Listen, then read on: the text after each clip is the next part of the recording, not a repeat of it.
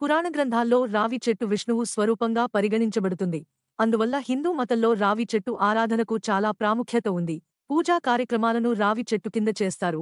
మత విశ్వాసాల ప్రకారం ప్రతి శనివారం రావి చెట్టు క్రింద ఆవాల నూనె దీపం వెలిగించడం జీవితంలో ఆనందం, శాంతిని కలిగిస్తుంది. అయితే రాత్రి సమయంలో రావి చెట్టుపై దుష్టశక్తులు నివసిస్తాయని పెద్దలు చెబుతారు. అంతేకాదు రాత్రి పూట రావి చెట్టును తాకకూడదు. ఇలాంటి ఎన్నో విషయాలు వినే ఉంటారు. అయితే వీటన్నింటికీ అసలు ఆధారం ఏమిటి? ఇది నిజంగా నిజమా లేక కేవలం మూఢనమ్మకమా లేక దీనిలో శాస్త్రీయ కోణం దాగి ఉందా? ఈ రోజు దీని గురించి తెలుసుకుందాం. రాత్రి సమయంలో రావి చెట్టు లేదా ఇతర చెట్ల కింద పడుకోవడం నిషేధించబడింది ఎందుకంటే చెట్లు రాత్రిలో కార్బన్ డయాక్సైడ్ను గాలిలోకి విడుదల చేస్తాయి. మానవ శరీరానికి అది మంచిది కాదు. ఎక్కువ సమయం కార్బన్ డయాక్సైడ్ పీలిస్తే శరీరంలో ఆక్సిజన్ పరిమాణం తగ్గుతుంది. అందుకే రాత్రి సమయంలో రావి చెట్టు దగ్గరికి వెళ్లకూడదని అంటారు.